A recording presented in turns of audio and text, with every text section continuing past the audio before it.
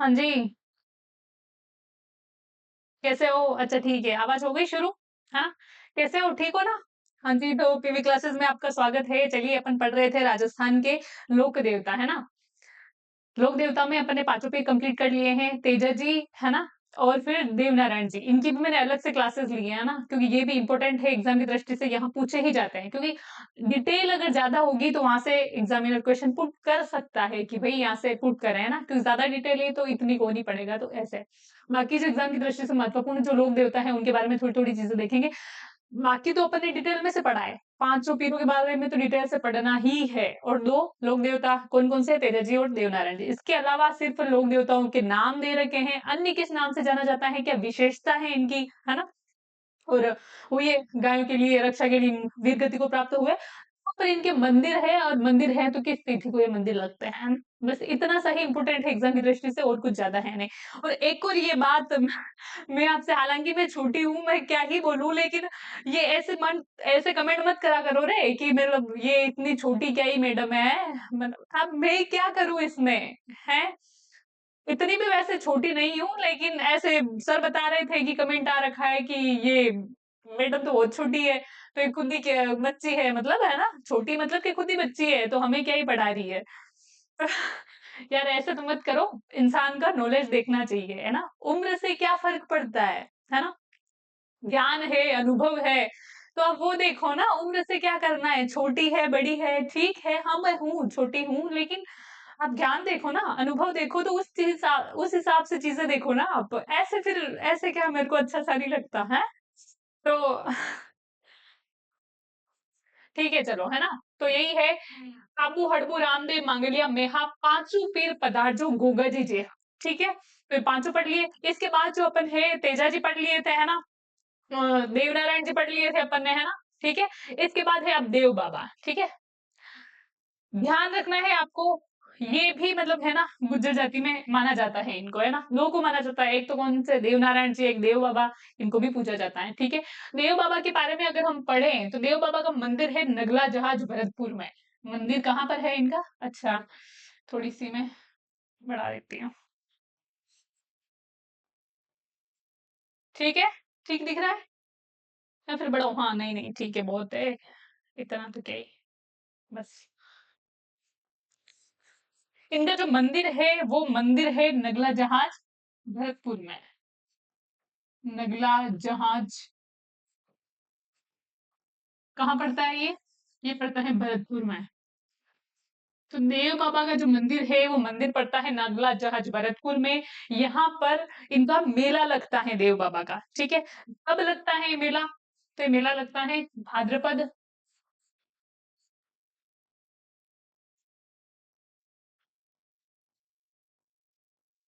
शुक्ल पंचमी को। अरे same colours लिख लिया ना। भाद्रपद शुक्ल पंचमी को।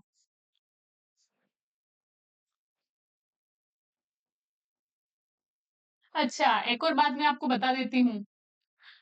ये जो पीछे अपन ने लिखे थे ना देवनारायण जी, इनके बारे में एक और विशेषताएँ लिखी हैं कि मतलब इन्हें विष्णु का अवतार भी माना जाता है। जो अन्य नाम में मैंने लिखा है ना इन्हें कि औषधि देवता भी कहा जाता है, औषधियों का ज्ञाता कहा जाता है, तो वहाँ पर ये इन्हें विष्णु का अवतार भी माना जाता है, विष्णु का अवतार। लक्ष्मण का अवतार माना जाता है पाबू जी को, कृष्ण का अवतार माना जाता है रामदेव जी को, ठीक है? कृष्ण का अवतार एक संतों में भी पढ़ेंगे अपन, जाम्बोजी को कृष्ण का अवतार माना जाता है, उनकी माता उन्हें कृष्ण का अवतार मानती थी, ठीक है? लोग नहीं, माता उन्हें मानती थी, ठीक है?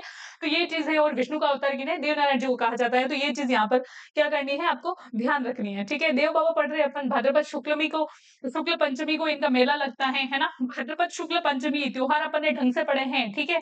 बताओ मुझे कि भाद्रपद शुक्ल पंचमी को कौन-सा त्योहार मनाया जाता है? ऋषि पंचमी, है ना? क्या कहते हैं इस दिन इसे ऋषि पंचमी कहा जाता है, ठीक है? ऋषि पंचमी को भोजनधारी मेला लगता है कामा भरतपुर में, ठीक है? और ऋषि पंचमी को भाद्रपद शुक्ल पंचमी को ऋषि पंचमी को क्या है? माहेश्वरी समाज जो है ना? उसका रक्षाबंधन भी मनाया जाता है। अपना रक्षाबंधन तो कब है? श्रावण पूर्णिमा को, है ना? जिसे नारियल पूर्णिमा भी कहा जाता है, ठीक है? तो ये चीज़ ध्यान रखनी है। विशेषता क्या है ना? जो देव बाबा के मंदिर है ना? उनकी मतलब जो भी मंदिर तो कहाँ है, मंदिर नगला जहाज भरतपुर में मेला इसलिए लगता है, इनकी विशेषता क्या है और इनका अन्य नाम क्या है, ठीक है। तो देव बाबा को अन्य नाम जो है वो इन्हें कहा जाता है पशु चिकित्सक। क्या कहा जाता है इन्हें? पशु चिकित्सक कहा जाता है देव बाबा को। जब पशु बीमार हो जाते हैं, है ना, जब पशु क्या हो जाते हैं, बीमार हो जाते हैं, तब इनकी पूजा की जाती है, इनके नाम का प्रसाद चढ़ाया जाता है, ताती बांधी जाती है इनके नाम की, तो पशु ठीक हो जाता है ना।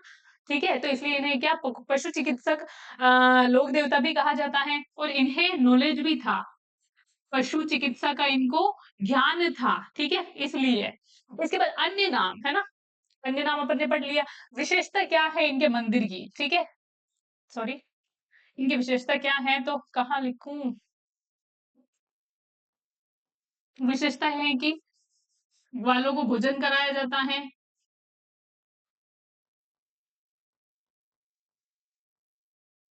7 ग्वालों को भोजन कराया जाता है।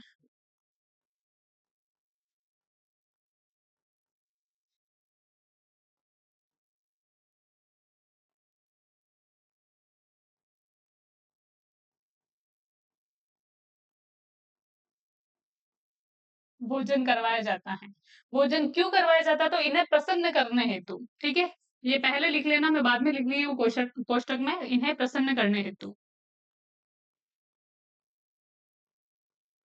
प्रसन्न करने हेतु 7 ग्वालों को भोजन करवाया जाता है, ठीक है। इसलिए इन्हें क्या कहा जाता है? ग्वालों के देवता भी कहा जाता है। पशु चिकित्सा का इनको ज्ञान था देव बाबा को, और इन्हें क्या कहा जाता है? ग्वालों के देवता या ग्वालों के रक्षक, ग्वालों के देवता। देख लो, इतना सा था ये टॉपिक जो हो गया है अपना, ठीक है। ठीक है, कब मेला लगता है, ये सारी चीजें हो गई है देव बाबा, ठीक है। तो ये कितना इंपॉर्टेंट था? वैसे इंपॉर्टेंट है ये, है ना। देव नारायण जी को और देव बाबा को, इन दोनों को ध्यान रखना है। ये पूछा जाता है देव बाबा का मेला कहाँ लगता है ना। सॉरी, मेला कब लगता है या फिर मेला कहाँ लगता है, तो मेला मंदिर पे ही लगेगा, तो नगला जहाज भरतपुर, ठीक है। तो ये चीज आपको ध्यान रखनी है, इतनी सी, ठीक है। इसके बाद जो नेक्स्ट है वो है मल्लीनाथ जी। एक जब अपन पढ़ेंगे ना जैन धर्म के संत, है ना, तब मैं आपको संतों के बारे में भी बताऊंगी और 24 तीर्थंकरों के बारे में भी बताऊंगी। इससे पहले मैं बता चुकी हूँ, जब जैन धर्म के त्योहार अपन ने पढ़े हैं, है ना, वो क्लास आप आराम से देखना। जब जैन धर्म के त्योहार अपन ने पढ़े हैं, तो अपन ने पढ़ा है 24 तीर्थंकरों के बारे में, है ना। नाम भी बताए हैं मैंने। पहले थे आदिनाथ जी, ऋषभ देव जी, है ना, और अंतिम थे महावीर स्वामी। और 19वें नंबर के जो तीर्थंकर थे वो थे मल्लीनाथ जी, है ना। उनको लेके मतलब, है ना, से कंट्रोवर्सी अलग अलग चीजें हैं कि भाई ये भी हो सकते हैं, ये भी हो सकते हैं, है ना। एक वो मल्लीनाथ जी है, जैन धर्म में अपन तीर्थंकर पढ़ते हैं, ये मल्लीनाथ जी अलग है। वैसे तो मैं आपको बताऊं, जहां पे भी जिन जैसे मल्लीनाथ जी है, तल्लीनाथ जी है ना, नाथ संप्रदाय, जलंधर नाथ जी है, तो इनके पीछे पीछे नाथ जिनके भी जुड़ा हुआ होता है ना, वो नाथ संप्रदाय से संबंधित होते हैं, ठीक है। तो नाथ संप्रदाय के बारे में अपन जब हिस्ट्री पढ़ेंगे, है ना, तब पढ़ेंगे जालोर का जो एरिया था, मान सिंह जी कैसे क्या जुड़े हुए थे उनसे, है ना, नाथ संप्रदाय से। नाथों की शरण इस तरीके से कहा जाता है ना, ये भी क्वेश्चन आया हुआ है, बार बार पूछा जाता है, तो ये चीज है। पूरा अपन कनफटे जो जोगी होते हैं ना, वो सारी चीजें अपन पढ़ेंगे, ठीक है। नाथ संप्रदाय, मल्लीनाथ जी, ठीक है। मल्लीनाथ जी का जो जन्म होता है, ये 1358 ईस्वी में होता है, ठीक है। मल्लीनाथ जी का जो जन्म होता है, ये होता है 1358 ईस्वी में। पिताजी थे इनके राव सलखा, है ना। पिताजी का क्या नाम था? पिताजी का नाम था राव सलखा। माता थी इनकी जानी दे। राव सलखा इनके पिताजी का नाम था, इनकी माताजी का नाम था जानी दे। इनकी पत्नी थी रानी रूपा दे। राजस्थान की जब लोक देवियां अपन पढ़ेंगे ना, तब अपन पढ़ेंगे रानी रूपा दे के बारे में, ठीक है। बरसात की देवी जिसे कहा जाता है, मालाजाल बाड़मेर में जिसका मंदिर है ना। वर्षा के देवता तो कहा जाता है मामा देव को, लोक देवता में पढ़ेंगे। वर्षा की देवी कहा जाता है किसे? रूपा दे को, ठीक है। ये चीज ध्यान रखनी है, ठीक है। तो राव सलखा इनके पिताजी थे। माता थी इनकी जानी दे।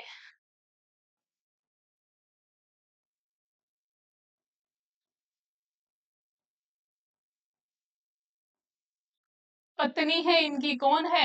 रूपा दे। रूपा दे, रूपा दे का भी मंदिर है, ठीक है। रूपा दे का कहाँ है मंदिर? रानी रूपा दे।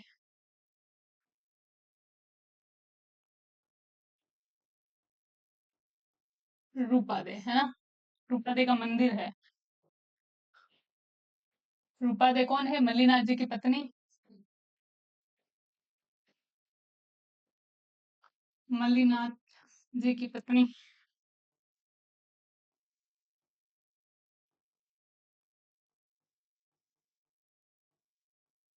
पत्नी ठीक है। रानी रूपा देवी से बरसात की देवी भी कहा जाता है। बरसात की देवी अन्य नाम। देवी।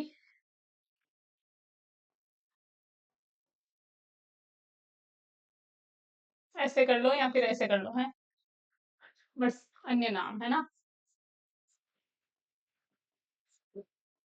इनके बारे में अलग से क्यों लिखा रही हूँ मैं? क्योंकि क्वेश्चन पूछा जाता है तो अलग से लिखना है, मेंशन करना है उनमें। ठीक है। मंदिर इनका कहाँ पर है? तो मंदिर है इनका मालाजाल बाड़मेर में। ठीक है। मायाजाल नहीं, मालाजाल। ठीक है। मायाजाल में तो आप फंसे हुए हो, मैं फंसी हुई हूँ, हम फंसे हुए हैं। ठीक है। ये क्या है? मालाजाल। ठीक है। बाड़मेर। वहां पर इनका मंदिर है और ऐसा कहा जाता है कि मल्लीनाथ जी के जो गुरु थे उगम सिंह जी भाटी, है ना, वो इनकी पत्नी के भी गुरु थे, है ना। और ऐसे ही कहा जाता है कि इनकी पत्नी के प्रभाव में आकर इन्होंने फिर बाद में क्या हो गए थे? ये संत बन गए थे, है ना। ठीक है। उन्होंने शिक्षा ग्रहण की थी इनकी पत्नी का कहना मानकर या फिर पत्नी के प्रभाव में आकर। ठीक है। तो ये चीज आपको ध्यान रखनी है। तो आप सोचो कि इनके भी गुरु उगम सिंह जी बाटी हैं, पत्नी है रानी रूपा दे, उनके भी गुरु है कौन? उगम सिंह जी बाटी। इसका मतलब क्या? ये कोचिंग में मिले थे। हाँ, ये कोचिंग में मिले थे, ये भी कोचिंग करने आए थे एक दूसरे से, है ना। पति पत्नी तो थे ही, है ना, उसके बाद कोचिंग करी या फिर पहले ही हो गया था। अपन तो ऐसे समझते हैं, समझने के तौर पे ऐसे ही याद रखा जाता है कि एक ही गुरु था, इसका मतलब ये कोचिंग करने आए थे, कोचिंग में मिले, फिर उन्होंने शादी कर ली, है ना। ये चीज समझते हैं ना अपन। लेकिन ये चीज आपको यहाँ पर ध्यान रखनी है। ठीक है। तो बरसात की देवी कहा जाता है इसे। इसका मंदिर है हाँ, कहाँ पर? मालाजाल बाड़मेर में। ऐसा कहा जाता है कि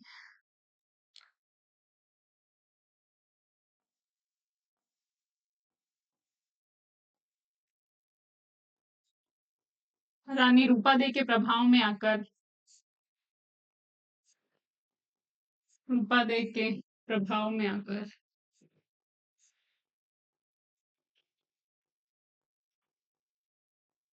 आकर, इन्होंने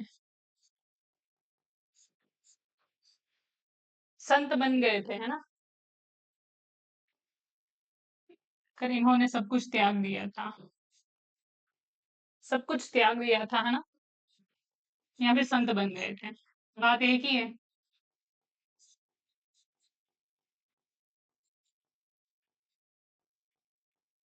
ऐसे बोल सकते हैं। क्योंकि अब मैं अगर संत बन गए लिखाऊंगी तो आप में से यही आएगा कमेंट या फिर कहीं। तो फिर राजस्थान के संतों में क्यों नहीं पढ़ता है इनको, है ना। वो भी अपन मतलब जब टॉपिक पढ़ेंगे तब अच्छे से एक्सप्लेन कर लूंगी मैं आपको कि क्या चीज है, किस कारण की वजह से इनको लोक देवता में पढ़ा जाता है, संत कौन बन गए थे। ठीक है। तो यही चीज होगी, इसलिए मैं पहले बता रही हूँ कि यहीं पे ये चीज लिख लेते हैं। ठीक है। रानी रूपा देगे। तो ये हो गई कंप्लीट, है ना। इसके बाद है राजधानी। मेवानगर को इन्होंने राजधानी बनाया था। मेवानगर को इन्होंने क्या किया था? राजधानी बनाया था। पुनीगी को मल्लीनाथ जी ने। ठीक है। गुरु थे इनके उगम सिंह जी भाटी, मैं अभी जस्ट बता चुकी हूँ आपको। गुरु कौन थे इनके? गुरु थे इनके उगम सिंह जी भाटी, जो कि इनकी पत्नी के भी गुरु थे, उगम सिंह जी भाटी। ठीक है। इनकी पत्नी के भी गुरु थे। पत्नी कौन है? रानी रूपा दे, जिसे बरसात की देवी भी कहा जाता है। ठीक है। पंथ धंथ, ये किसने लिख रखा है? धंथ, है ना। टाइपिंग मिस्टेक हो गई। पंथ, इन्होंने जो पंथ चलाया वो चलाया था कुंडा संप्रदाय या फिर कुंडा पंथ। कुंडा पंथ किसने अब ये बताओ, कामड़िया पंथ किसने चलाया था? बाबा रामदेव। जब कामड़िया और कुंडा दोनों अलग अलग हैं, कामड़िया की जब बात आएगी, कामड़िया जाति, कामड़ जाति की महिलाएं तेरह ताली नृत्य करती हैं। तेरह ताली नृत्य का, है ना, जो वो उद्गम स्थल माना जाता है, पादा लगाओ पाली से माना जाता है। तेरह ताली नृत्य जो रामदेव जी का मेला लगता है वहां पर महिलाएं करती हैं, जो मेले का मुख्य आकर्षण है ना। उसके बाद में ये है कि तेरा मजीरे बात कर बैठ कर करती है ना, नर्तकी ये बैठ कर करती है, ये खेल है ना।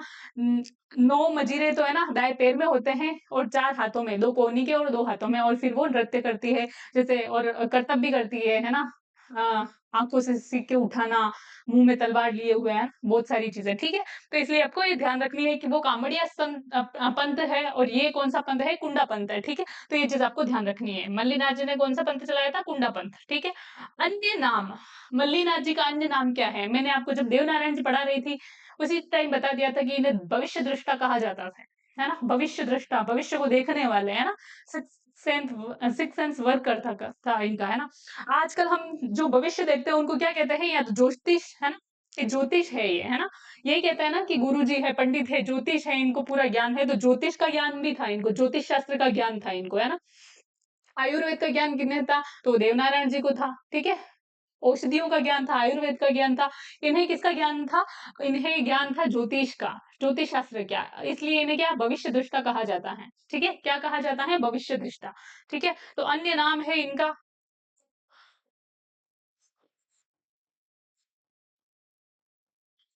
अन्य नाम भविष्य दृष्टा,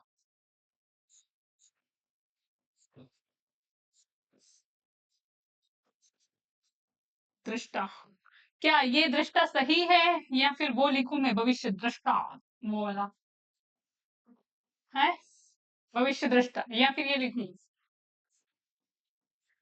ना, दृष्टि से दृष्टा बना है ना, तो भविष्य दृष्टा, ठीक है।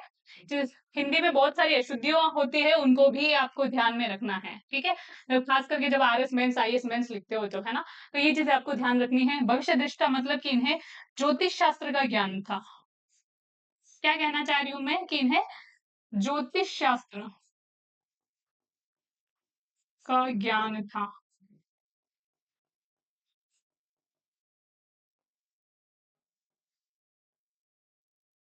ठीक है। इसके बाद अन्य नाम हो गया इनका मंदिर। इनका मंदिर कहाँ पर है, तो वो है मेवाड़, जो मल्लीनाथ जी का मंदिर है वो कहाँ पर है, तो वो तिलवाड़ा बाड़मेर में है। कहाँ पर है, तिलवाड़ा बाड़मेर। और तिलवाड़ा कहाँ पर पड़ता है, वो पड़ता है लूनी नदी के किनारे। अच्छा ठीक है, साइड में लिख लेते हैं अपन। मंदिर है इनका तिलवाड़ा बाड़मेर,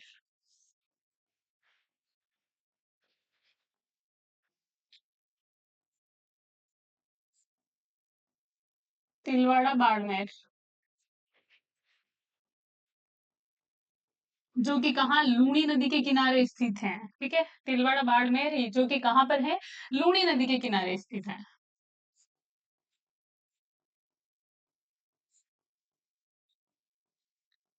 और इन्हीं के नाम पर बाद में ऐसा कहा जाता है कि इन्हीं के नाम पर क्या हुआ, इस क्षेत्र का नाम मालानी पड़ा। आपने मालानी घोड़े के बारे में सुना होगा, है ना, मालानी घोड़े के बारे में। इन्हीं के नाम पर उस क्षेत्र का नाम, इन्हीं के नाम पर उस क्षेत्र का नाम, उस क्षेत्र का नाम,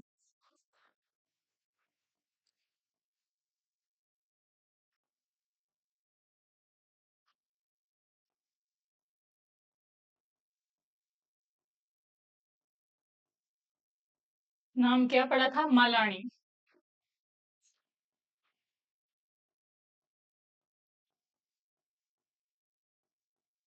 इसलिए क्या कहा जाता है कि तिलवाड़ा बाड़मेर में पशु मेला भी लगता है, जहां पर मालानी नस्ल के पशु क्या बिक्री किए जाते हैं, है ना।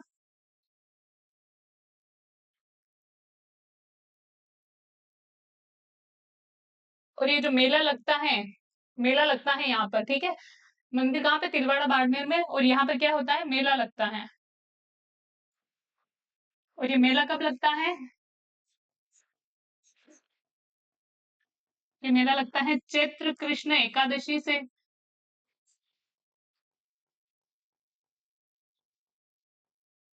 पूरे एक पखवाड़ा मतलब 15 दिन ये मेला चलता है, और चैत्र शुक्ल एकादशी तक लगता है।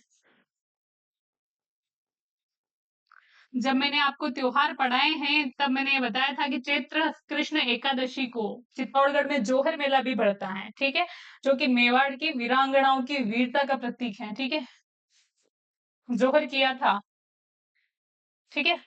तो ये चीजें आपको ध्यान रखनी है कि उस क्षेत्र को इन्हीं के नाम पे मालानी क्षेत्र कहा जाता है। इसमें इतने इतने दिन मेला लगता है, यहाँ पे 15 दिन, चैत्र कृष्ण एकादशी से चैत्र शुक्ल एकादशी तक, ठीक है। लूनी नदी के किनारे स्थित है, तिलवाड़ा बाड़मेर में इनका मंदिर है, ठीक है। उगम सिंह जी भाटी इनके गुरु का नाम था। मंदिर बता चुकी हूँ मैं आपको, मेला बता चुकी हूँ मैं आपको, अन्य अन्य में वही सारी चीजें हैं जो मैं आपको बता चुकी हूँ कि इन्हीं के क्षेत्र पे इनके जो उस क्षेत्र का नाम पड़ा था वो पड़ा था मालानी, ठीक है। तो ये सारी चीजें कंप्लीट हो गई है, सिर्फ आपको इतना ध्यान रखना है। और अन्य के बारे में ये भी एक चीज है कि जो फिरोज तुगलक दिल्ली के सुल्तान थे, फिरोज तुगलक, उनके जो मालवा के सूबेदार थे, कौन, निजामुद्दीन, उनकी 13 सैनिक टुकड़ियों को इन्होंने पराजित किया था। उसके बाद 1399 ईस्वी में इन्होंने मारवाड़ में विशाल भजन कीर्तन का आयोजन करवाया था, है ना, भजन संध्या का आयोजन करवाया था। 1399 ईस्वी में ही फिर उनकी मृत्यु भी हो गई थी। तो ये चीज आपको ध्यान रखनी है ना। तो क्या था, दिल्ली सुल्तान, दिल्ली सुल्तान फिरोज तुगलक। कौन है, फिरोज तुगलक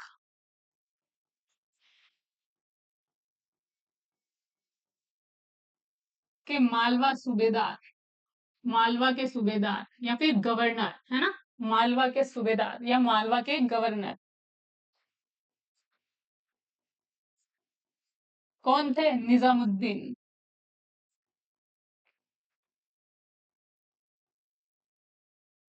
कि 13 सैनिक टुकड़ियों को,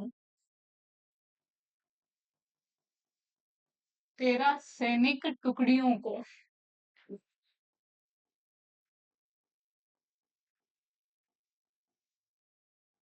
को पराजित किया था।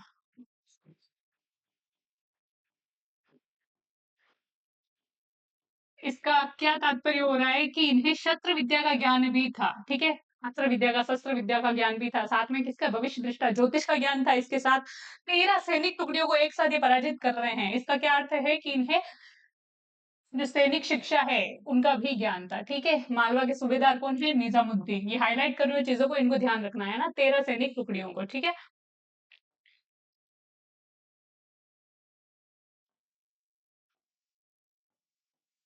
इसके अलावा जो दूसरी चीज है वो है कि 1399 ईस्वी में इनका जन्म कब हुआ था, 1358 ईस्वी में। 1399 ईस्वी में मारवाड़ में विशाल भजन संध्या या फिर भजन कीर्तन, विशाल भजन कीर्तन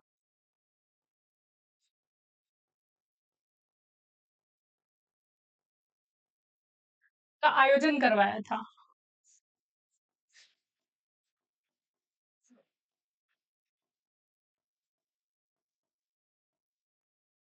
इसलिए भी ये जाने जाते हैं, इसलिए भी प्रसिद्ध है ये। और बाद में इनकी जो मृत्यु हो गई वो कब हो गई, 1399 ईस्वी में ही, ठीक है। तो ये इसमें लिख देते हैं अपन, इनके बाद में जो मृत्यु हो गई थी वो कब, 1399 ईस्वी में।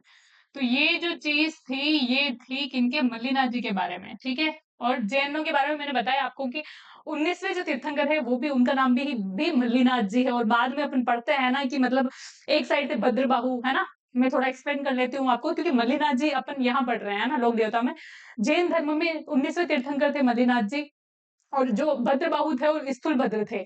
भद्रबाहु वो जो कि दिगंबर शाखा, जैनों की दिगंबर शाखा का समर्थन करते हैं, और स्थूलभद्र वो जो जैनों की श्वेतांबर शाखा का समर्थन करते हैं, है ना। तो उनके बीच एक बात हुई थी, है ना, तर्क चीजें हुई थी, तार्किक विश्लेषण हुआ था कि कौन से, जो भद्रबाहु थे वो रूढ़िवादी थे, वो दिगंबर बने रहना चाहते थे, लेकिन स्थूलभद्र है ना थोड़े सुधारवादी प्रकृति के थे, उदारवादी प्रकृति के थे। वो श्वेतांबर मतलब श्वेत अंबर, है ना, कपड़े हमें सफेद कपड़े धारण करने चाहिए, उनके समर्थन थे। तो इसलिए उनमें ये बात हो रही थी, तब उनका एक तर्क ये भी था, है ना। तो दिगंबर शाखा के जो प्रवर्तक हैं, या फिर ऐसे मान लो आप, जो भद्रबाहु हैं, वो मल्लीनाथ जी को, जो रूढ़िवादी परंपरा है ना, या फिर दिगंबर शाखा के जो लोग हैं, अपन ऐसे कह सकते हैं दिगंबर शाखा के जो प्रवर्तक हैं, वो मल्लिनाथ जी को पुरुष मानते हैं, जबकि श्वेतांबर शाखा के, है ना, मतलब या फिर स्तुलभद्र, है ना, जो इनके जो बाद में अनुयायी हैं जो शिष्य हैं इनके, वो मल्लिनाथ जी को एक महिला मानते हैं, है ना। तो ये लेके भी इनके बीच एक कंट्रोवर्सी, ये चीज ध्यान में रखनी है आपको। तो ये मल्लिनाथ जी अलग हैं, वो जैनों वाले मल्लिनाथ जी अलग हैं, ठीक है। तो वो उनको बाद में अपन जब जैन संत पढ़ेंगे मैं आपको अच्छे से एक्सप्लेन कर लूंगी, ठीक है। तो ये चीज हो गई है मल्लिनाथ जी के बारे में। देव बाबा पढ़ लिया, मल्लिनाथ जी पढ़ लिए अपन ने। इसके बाद है तल्लीनाथ जी। अभी मैंने बताया है आपको कि नाथ नाथ जिनके भी पीछे जुड़ा है कहीं ना कहीं प्रत्यक्ष अप्रत्यक्ष रूप से किससे संबंधित है, नाथ संप्रदाय से, ठीक है। तल्लीनाथ जी के जो पिता का नाम था, पिता का नाम इतना कोई इंपोर्टेंट है भी नहीं और इतना पूछा भी नहीं जाता, ठीक है। वास्तविक नाम की अगर हम बात करें तो इन्हें कहा जाता है गांगदेव राठौड़ या फिर गोगादेव राठौड़। गांगदेव राठौड़ या फिर क्या कहा जाता है, गोगादेव राठौड़।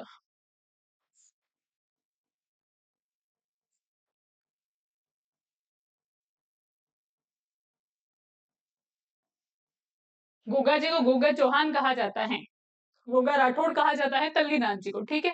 गुरु थे इनके जालंधर नाथ जी, जालंधर नाथ जी या फिर जलंधर नाथ जी। दोनों चीजें लिखी हुई मिल सकती हैं, दोनों कर रही हूं मैं, जो आए उस पर टिक करना है। जलंधर नाथ जी।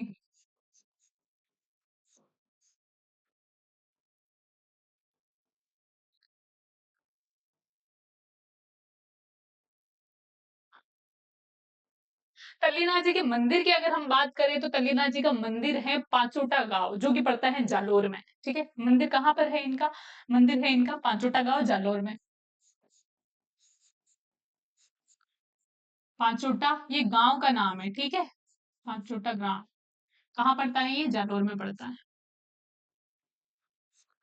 पुस्तक की बात करें, है ना, देवनारायण जी के बारे में एक ही पुस्तक पढ़ी अपन ने, बगड़ावत, लक्ष्मी कुमारी चुंडाव ने लिखी। इनके बारे में ऐसा कहा जाता है कि वीर मायन की एक पुस्तक है, बादर ढाडी की पुस्तक है एक, वीर मायन, है ना। क्या कहा जाता है पुस्तक को,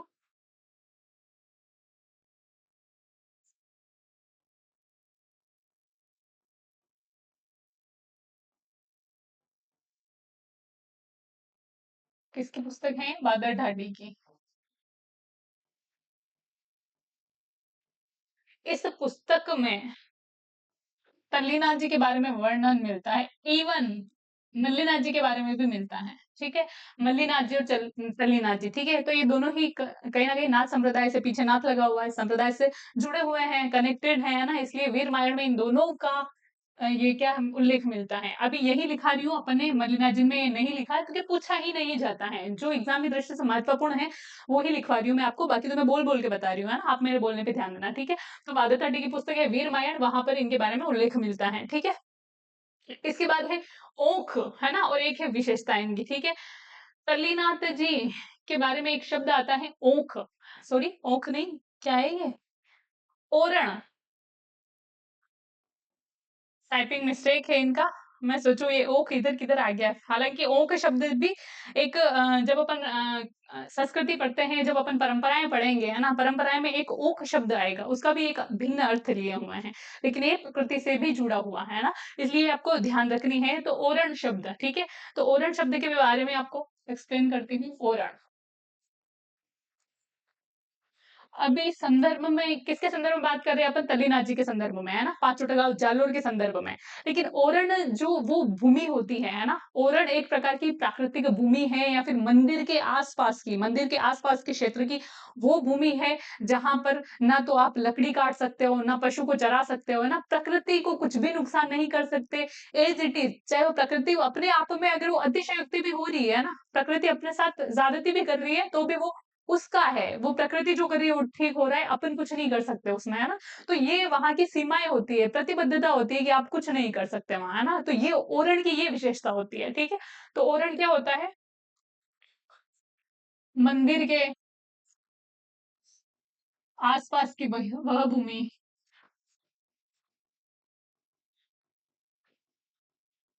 आसपास की वह भूमि या फिर वह क्षेत्र, वह भूमि या फिर वह क्षेत्र जहां,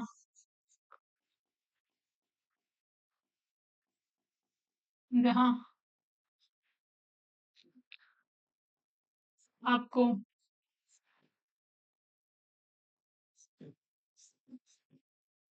इस भाषा में लिख रही हूँ, प्रकृति के साथ छेड़छाड़ नहीं करने, छेड़छाड़ नहीं करने की प्रतिबद्धता होती है या सीमाएं होती हैं।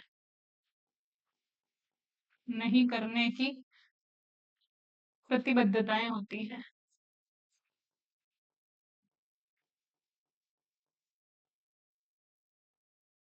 प्रतिबद्धताएं या फिर क्या सीमाएं होती हैं। ठीक है, तो ये चीज आपको ध्यान रखनी है ना। क्या है ओरण का अर्थ, तो ये है ओरण। ठीक है,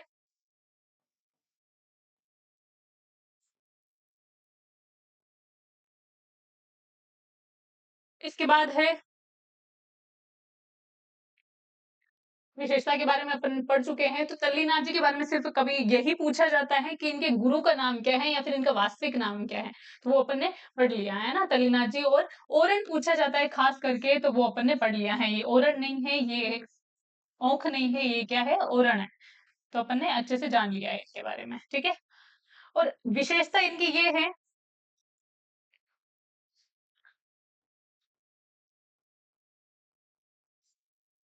जहरीला कीड़ा काटने पर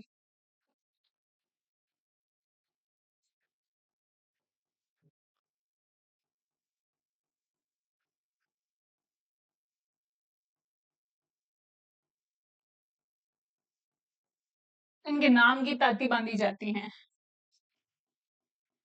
सांप के काटने पर किनके नाम की बांधी जाती है, तेजा जी के नाम की। दाएं पांव में ताती बांधी जाती है ताकि वो जहर फैले नहीं, है ना। और जहरीला कीड़ा काटने पर किसके नाम की ताती बांधी जाती है, तल्लीनाथ जी के ताती बांधी जाती है, तल्लीनाथ जी के नाम की, है ना। ध्यान देना शब्दों पे, ऐसे नहीं कि पूछ साफ रखा है और आप तल्लीनाथ जी करके आ रहे हो, जहरीला कीड़ा काटने पर। ठीक है, तो ये चीज ध्यान रखनी है। इसके बाद है आलम जी। आलम जी के बारे में जो इंपॉर्टेंट है चीजें वो देख लेते हैं अपन।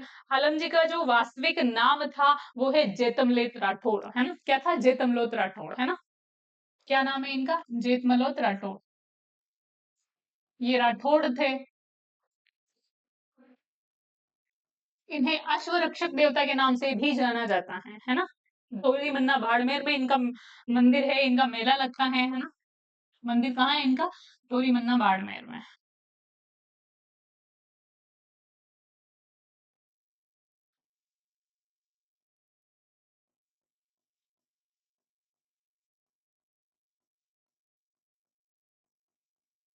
बाड़मेर में इनका मेला लगता है। ठीक है, मेला लगता कब है, यही तो पूछा जाता है, मेला कब लगता है और कहाँ लगता है। तो लगता तो धोरीमन्ना बाड़मेर में है, जेतमलो राठौड़ इनका वास्तविक नाम है। लगता कब है, तो भाद्रपद शुक्ल तृतीया को लगता है।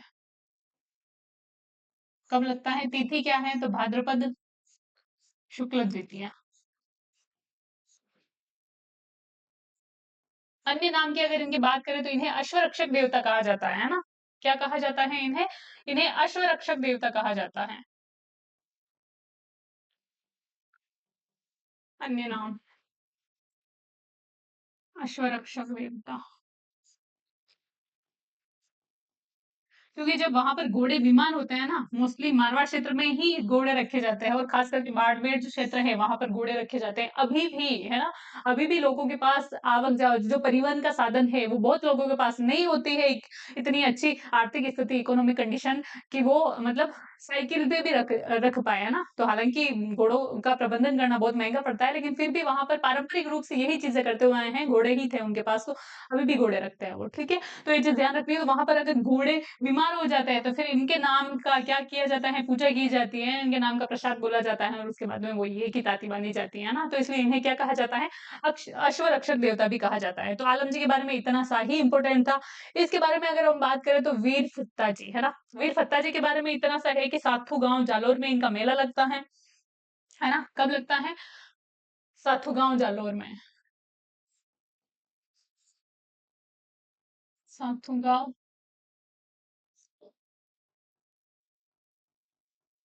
जालोर में इनका मेला लगता है। जाति इतनी अपन डिस्कस नहीं करेंगे इनके बारे में, क्योंकि कोई मतलब है नहीं, है ना। जाट ही है या तो लेकिन अपन इनके बारे में क्या करेंगे, डिस्कस नहीं करेंगे, ठीक है। सातू गांव कहाँ पर है, जालौर। इसके बजाय अपन मेला लिखेंगे, क्योंकि मेला पूछा जाता है बार बार, जाति कोई पूछी नहीं जाती ये किस जाति के आराध्य हैं, इतना नहीं पूछा जाता। मेला लिखेंगे अपन। मेला कब लगता है, भाद्रपद शुक्ल नवमी को। याद करो त्योहार, ठीक है। तो क्या इस दिन कोई त्योहार लिखवा रखा है क्या मैंने, भाद्रपद कृष्ण नवमी को लिखवा रखा है मैंने, गोगा नवमी है, ठीक है। और भाद्रपद शुक्ल दशमी को तेजा दशमी है, उससे एक दिन पहले क्या, वीर सत्ता जी का मेला लग रहा है, ठीक है। तो ये चीज आपको ध्यान रखनी है। वीर सत्ता जी हो गए, उसके बाद मामा देव। अभी मैंने बताया मल्लिना जी की जो पत्नी है रानी रूपा दे, जिनके प्रभाव में आकर वो संत बन गए थे, सब कुछ त्याग दिया था उन्होंने, है ना। 13 भांजे लूंगी सगधानी, कहा जाता है ना, उनके लिए 13 सैनिक टुकड़ियों को हराया था। तो रानी रूपा देवी को बरसात की देवी कहा जाता है, लोक देवियों में अपन पढ़ेंगे, है ना। तो मामा देवी को क्या कहा जाता है, बरसात के देवता। तो अन्य नाम में क्या लिखेंगे अपन, बरसात के देवता। ऐसे मत सोचना है कि वो लोक देवता तो इतने बड़े थे भाई, 58-58 मिनट में, है ना, एक एक घंटे 20-20 मिनट में एक ही लोक देवता पूरे हुए, और ये इनके बारे में इतनी ही डिटेल है और इतना ही पूछा जाता है एग्जाम की दृष्टि से, उनके बारे में बहुत डिटेल पूछी जाती है, इसलिए वहां अपन ने इतना ज्यादा पढ़ा है, ठीक है। तो बरसात के देवता या बरसात के लोक देवता इन्हें कहा जाता है, ठीक है। विशेषता, इनके मंदिर की विशेषता क्या है, तो इनके मंदिर की विशेषता है कि इनके मंदिर में भी कोई मूर्ति नहीं होती है। जिस प्रकार से देवनारायण जी के बारे में अपने पढ़ा कि मंदिर में कोई मूर्ति नहीं है, ईंट की पूजा की जाती है ना, और नीम के पत्ते प्रसाद के रूप में चढ़ाया जाता है ना। तो वैसे ही यहाँ पर क्या है, लकड़ी के तोरण की पूजा की जाती है, कोई मूर्ति नहीं होती है, ठीक है। लकड़ी के तोरण की पूजा, और तोरण कोई ऐसे वैसे नहीं। तोरण देखा है आपने, जिनको अनुभव है उन्होंने देखा होगा, नहीं तो आप देख लोगे। तो तोरण की विशिष्ट कलाकृति के रूप में एक तोरण की पूजा की जाती है ना। तोरण कौन सा है, विशिष्ट कलाकृति, विशिष्ट कलाकृति युक्त तोरण, है ना।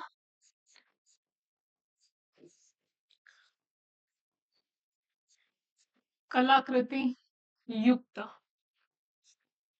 तोरण, ठीक है, उसकी पूजा की जाती है ना। अच्छा, और एक और भैंसे की बलि पूजा की जाती है।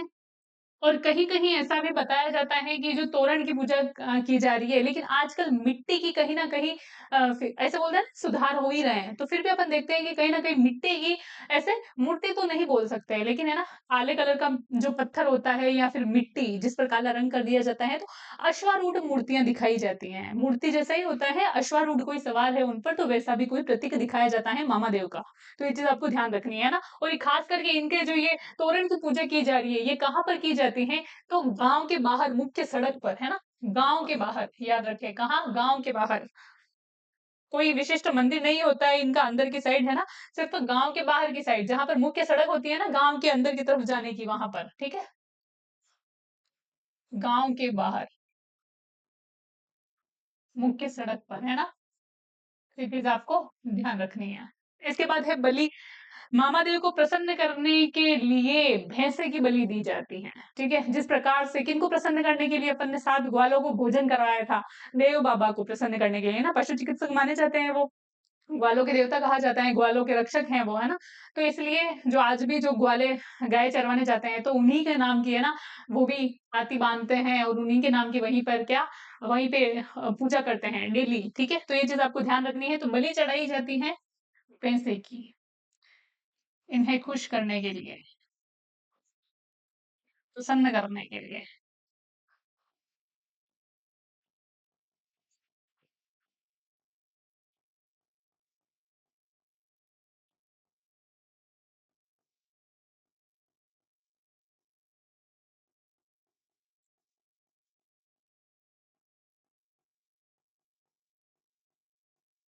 भैंसे की बलि चढ़ाई जाती है।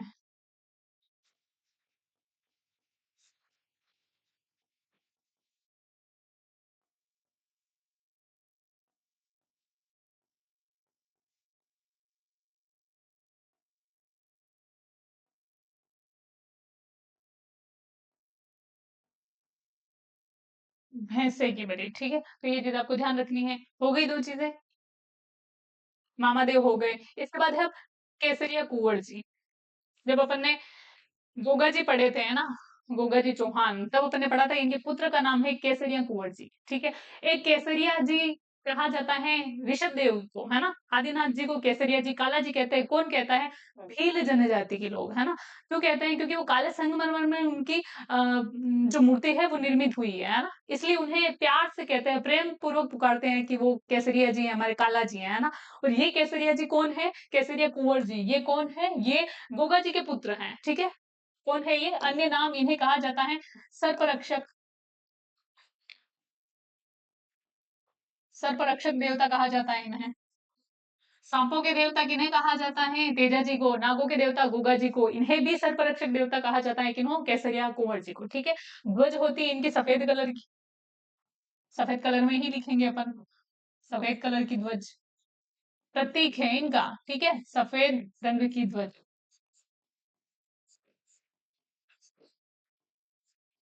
इनका प्रतीक है, ठीक है। तो ये सफेद रंग की ध्वज है। सर्परक्षक देवता इन्हें कहा जाता है। ये कौन थे? तो ये थे गोगा जी के पुत्र, ठीक है। कौन थे ये? गोगा जी के पुत्र।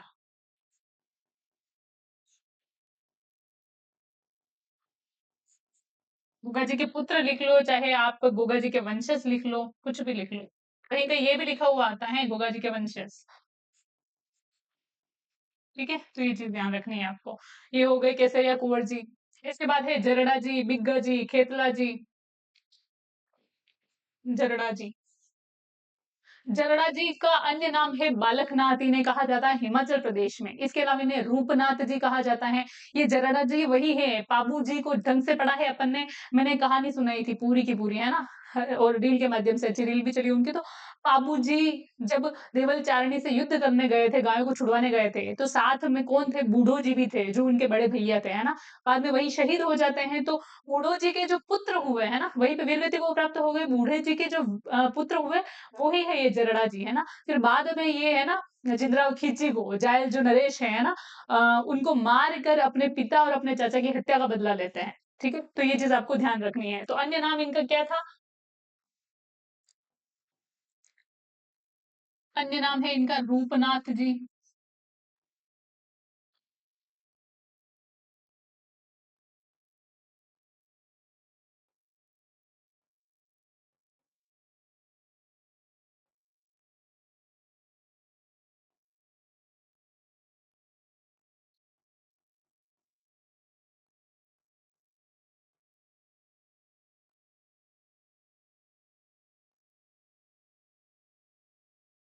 पिता थे इनके बूढ़ो जी।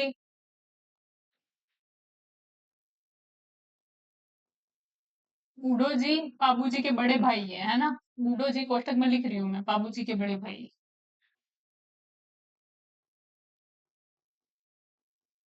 मतलब पाबू जी इनके चाचा थे, और ये पाबू जी के भतीजे थे, ठीक है। चाचा थे इनके पाबू जी।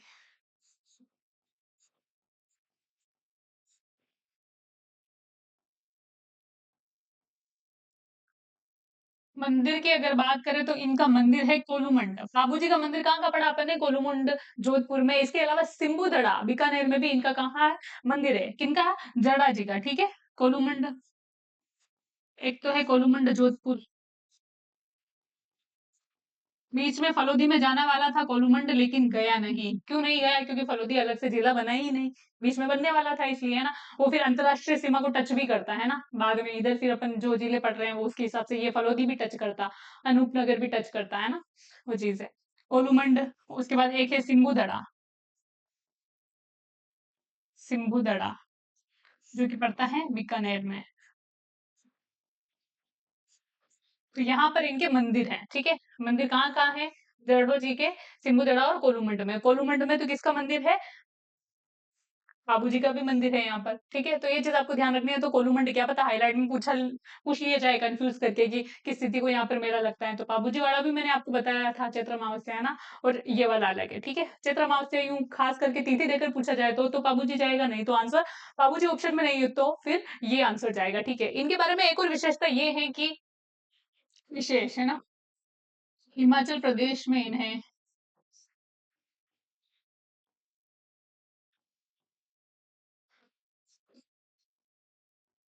बालकनाथ के नाम से पूजा जाता है।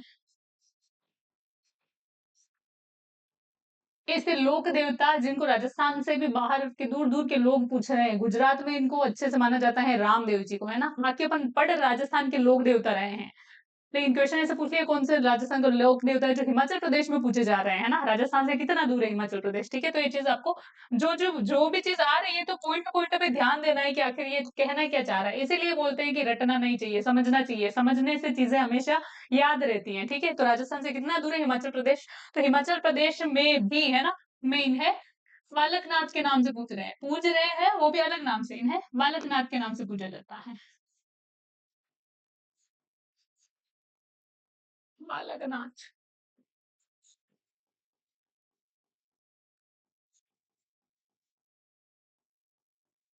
पूजा जाता है।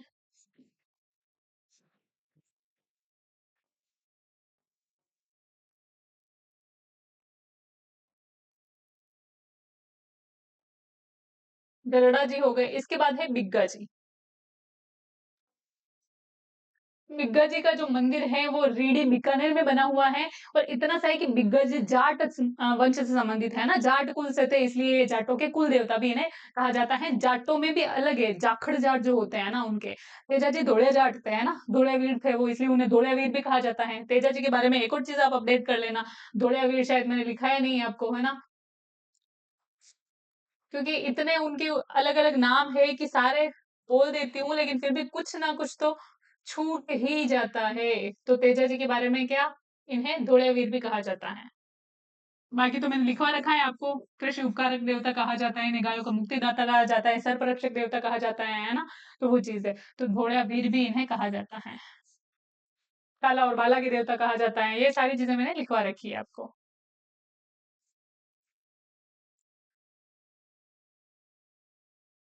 बिग्गा जी, है ना? बिग्गा जी के बारे में पढ़ रहे हैं अपन। तो बिग्गा जी का जो मंदिर है ना? वो कहाँ पर है? रीडी। रीडी गांव है और ये कहाँ पड़ता है? ये बीकानेर में पड़ता है। जाति इनकी नहीं लिखी है या फिर इनकी भी मान लो आप, लेकिन मैं कहना ऐसा चाह रही हूँ, जाखड़ जाति। जाखड़ जाति क्या होते हैं? ये जाट होते हैं। तो जाखड़ जाति के कुल देवता हैं या फिर आराध्य देव हैं।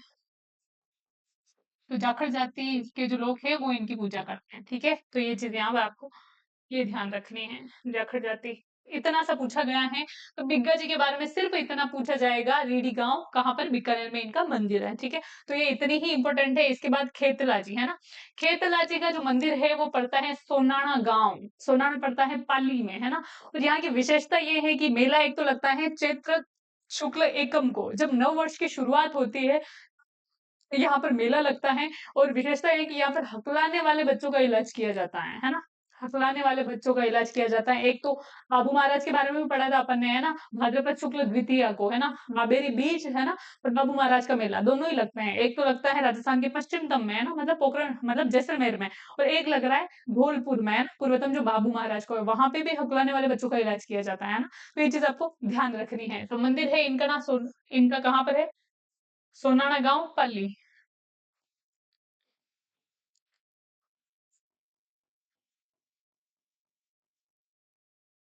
सोनाड़ा गांव पाली में मेला लगता है इनका चैत्र कृष्ण शुक्ल एकम, विक्रम संबंध के अनुसार हिंदू नव वर्ष, है ना? कब मनाया जाता है? चैत्र शुक्ल एकम को, ठीक है, नया वर्ष। अन्य इनके बारे में ये है कि यहाँ पर हकलाने वाले बच्चों का इलाज किया जाता है।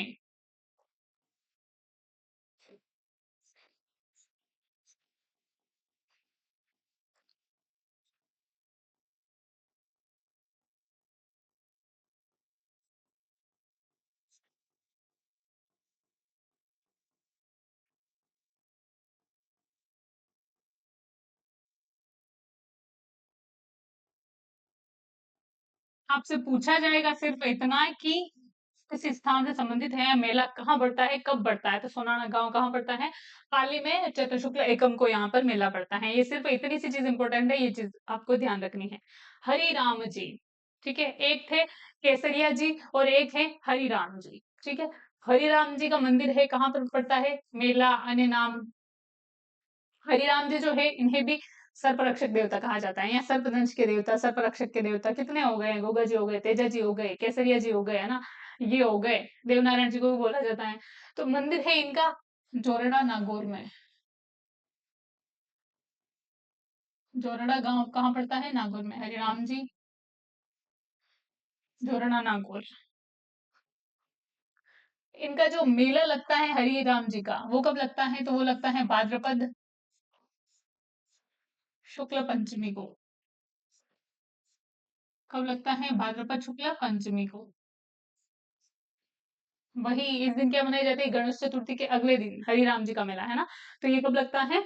भाद्रपद शुक्ल पंचमी को। ठीक है। अन्य नाम है इनका वही सर्परक्षक।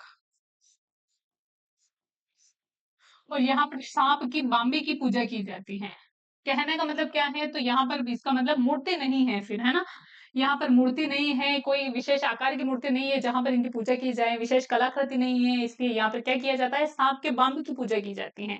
मंदिर की विशेषता, है ना, मंदिर की विशेषता हाईलाइट करके लिखा है मैंने कि यहाँ पर सांप के बाम्बी की पूजा की जाती है। सांप की बाम्बी की पूजा की जाती है।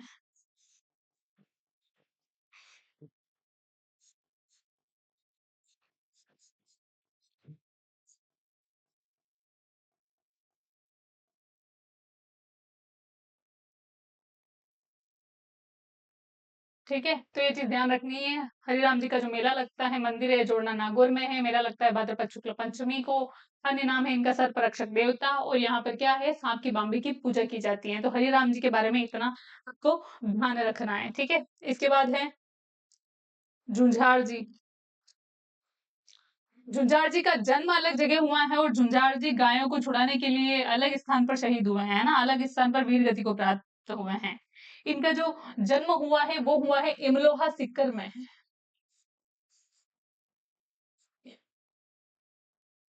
और इन्हें सिक्कर के लोक देवता ही कहा जाता है। ठीक है। और इनका जो वीर गति को प्राप्त हुए हैं ये गायों को छुड़ाने के लिए, ये कहाँ पर हुए थे? शालोदड़ा सिक्कर में, है ना। तो इसलिए इनका मंदिर कहाँ पर बना हुआ है? वो बना हुआ है शालोदड़ा सिक्कर में।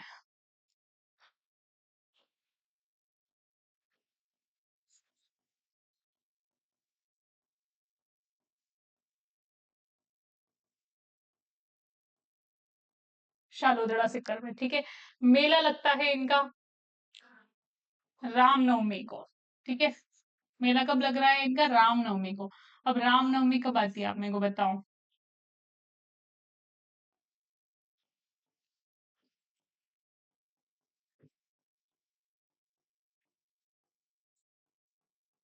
मैंने याद करने की ट्रिक बताई थी आपको कि अपने त्योहार की शुरुआत होती है, सॉरी, जो नव वर्ष की शुरुआत होती है वो होती है चैत्र शुक्ल एकम को।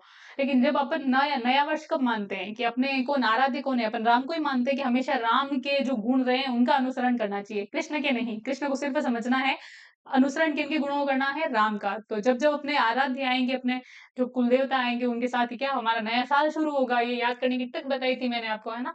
तो तब कब आती है? रामनवमी। और रामनवमी को यहाँ पर मेला लगता है। ठीक है। इन्हें क्या कहा जाता है?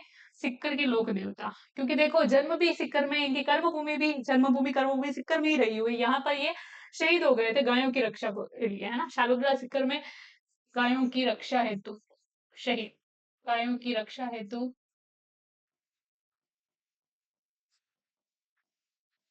प्राण न्योछावर, है ना।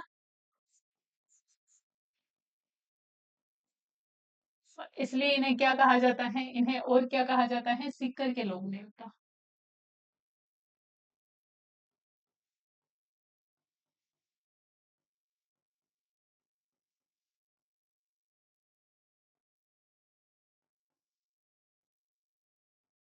ये चीज कही जाती है। ठीक है। मंदिर की इनकी विशेषता है कि इनके मंदिर में दुल्हा दुल्हन और तीन भाइयों की मूर्ति बनी हुई है। ऐसा इसलिए कहा जाता है कि जब ये शालूग्रा सीकर में गायों को छुड़वाने के लिए गए तो अपने भाइयों के साथ ही गए थे। ठीक है।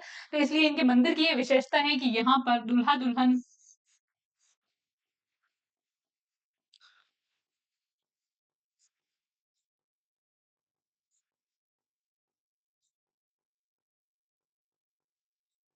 तथा 3 भाइयों की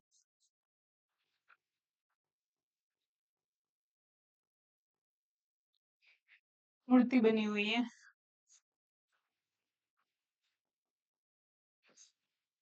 मूर्तियां बनी हुई हैं,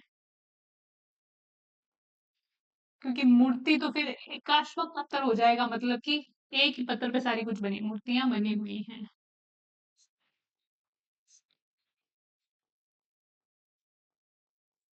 ठीक है, तो ये चीज ध्यान रखनी है आपको।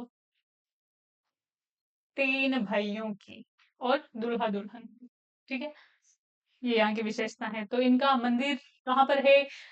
शालोदरा सीकर में। जन्म कहाँ हुआ था? इमलोआ सीकर में। सीकर के लोक देवता गाए गए, और शालोदरा सीकर में गायों की रक्षा हेतु है ना अपने भाइयों के साथ ये वीर गति को प्राप्त हो गए थे। ठीक है, इसलिए यहाँ पर इनके दूल्हा दुल्हन और 3 भाइयों की भी मूर्तियां बनी हुई है। कहाँ पर बनी हुई है? मंदिर कहाँ है? इमलोहा सीकर में। ठीक है, तो ये चीज ध्यान रखनी है आपको। इसके बाद अपन ने कौन-कौन से पढ़ लिए हैं? इतने सारे लोक देवता कंप्लीट कर लिए हैं। बाबू महाराज, वनराज जी, अब इनको अगली क्लास में लेंगे। अभी है ना, अपन ने जितने भी लोक देवता किए हैं, अभी एक क्लास में मैंने पांचों पीर अलग पढ़ा लिए थे। राजस्थान के लोक देवता में जो इंपोर्टेंट प्रश्न पूछे जाते हैं वो है ना, वो अलग पढ़ा दिए। पाबू, हडबू, रामदेव, मांगलिया, मेहा, पांचों पीर पधार जो गोगा जी जहाँ, है ना, पांचों पीर अलग करवा दिए। इसके बाद तेजा जी अपन ने, और लोक देवता देवनारायण जी वो अलग पढ़े हैं ना। उनके बाद जो अपन ने पढ़े हैं अभी एक वीडियो में, है ना, वो पढ़ लिए हैं अपन ने। कौन कौन से? देव बाबा पढ़ लिए हैं अपन ने, है ना। उसके बाद मल्लीनाथ जी पढ़ लिए हैं दो। तीसरे तल्लीनाथ जी पढ़ लिए हैं, है ना। चौथे पढ़ लिए हैं आलम जी। पांचवे पढ़ लिए हैं वीर फत्ता जी। छठवे पढ़ लिए हैं मामा देव, है ना। और सातवें पढ़ लिए हैं केसरिया कुंवर जी। आठवें पढ़ लिए हैं जरड़ा जी। नौवे पढ़ लिए हैं बिग्गा जी। 10वें पढ़ लिए हैं खेतला जी। 11वें पढ़ लिए हैं हरिराम जी। 12वें पढ़ लिए हैं झुंझार जी, है ना। और इसके बाद अब 5-6 और लोक देवता बचे हुए हैं, है ना। तो उनका अलग से अपन पार्ट वीडियो बना लेंगे ताकि लंबा नहीं हो जाए, है ना वीडियो। वैसे ये काफी 56 मिनट का हो चुका है। इतना लंबा आप देखोगे भी नहीं कि नहीं बोर हो रहे हैं यार, अलग से, क्योंकि एक पार्ट हो जाए तो फिर उसके बाद में दूसरा, है ना, बीच में रेस्ट करके। तो ठीक है, आप ले लीजिए अब। ठीक है, आज के लिए इतना ही। धन्यवाद। 4-5 जो लोग देवता रहे हैं मैं आपको नाम बता देती हूँ कौन कौन से। एक तो बाबू महाराज जी बचे हैं, है ना। दशरथ मेघवाल, जबकि बाबू महाराज का भी मैं साथ ही साथ बता चुकी हूँ आपको कि इनके बारे में क्या कहा जाता है, लेकिन फिर भी अलग से पढ़ेंगे। दशरथ मेघवाल है ना। इसके बाद में जो कि करणी माता की साइड में इनका मंदिर बना हुआ है, वहां पर ये दशरथ मेघवाल करणी माता के भक्त थे। वनराज जी जो कि जैसलमेर से संबंधित है। ओम मन्ना जो कि चोटीला पाली में है ना, इनका मंदिर बना हुआ है। और बुलेट मंदिर भी कहा जाता है इनको। और अभी नवीनतम लोक देवता है, अभी की बात है ना, युवाओं के लोक देवता। हर ट्रक में इनकी आपको फोटो मिलेगी, मूर्ति मिलेगी। ठीक है, इसके अलावा डूंगजी जवाहर जी, है ना। डूंगजी जवाहर जी वही है जो रॉबिन हुड कहे जाते हैं, लुटेरों से धन को लूट के, है ना, मतलब अमीरों से धन को लूट के क्या गरीबों में बांट दिया करते थे, इसलिए रॉबिन हुड कहा गया इनको। 1857 की क्रांति में इन्होंने नसीराबाद छावनी को भी लूटा था, है ना। तो इनके बारे में डिटेल से अपन पढ़ लेते हैं कि इनके सहयोगी कौन कौन से रहे थे, इनके समकालीन कौन कौन रहा था। और उसके बाद है कल्ला राठौड़, है ना।